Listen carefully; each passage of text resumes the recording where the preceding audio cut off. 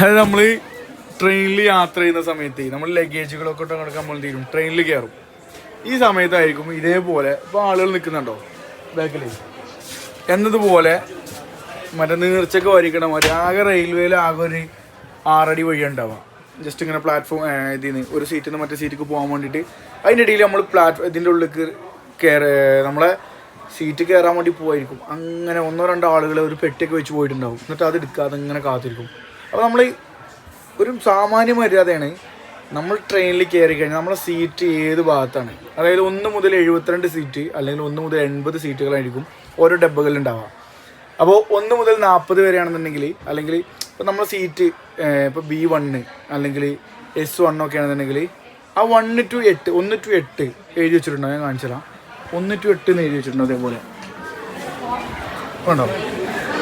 അപ്പോൾ ഈ train 1 to 8. Okay, ഇപ്പോൾ ഈ സൈഡിൽ ഞാൻ കാണിച്ചു തരാം. ഇതിങ്ങനെ ഓരോ സീറ്റ് നമ്പേഴ്സ് എഴുതിയിട്ടുണ്ടോ? അപ്പോൾ ഒരു 25 സീറ്റൊക്കെ ആണെന്നുണ്ടെങ്കിൽ നമ്മൾ ഈ സൈഡിൽ വന്ന് കയറാം.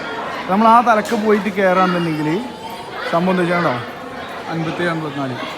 അപ്പോൾ നമ്മളെ സീറ്റ് ഏത് ഭാഗത്താണ് വരുന്നത് ആ ഭാഗത്ത് കൂടെ ട്രെയിനിൽ കയറി കഴിഞ്ഞാൽ അതായത് നമുക്ക് പെട്ടെന്ന് അവിടെ എത്താം. അല്ലാന്നുണ്ടെങ്കിൽ ഇപ്പോൾ ഞാൻ ഫസ്റ്റ് വീഡിയോയിൽ കാണിച്ചിരുന്നില്ലേ എന്നതുപോലെ ആളുകൾ നിൽക്കുന്ന മാതിരി ഇങ്ങനെ നിൽക്കേണ്ടി വരും.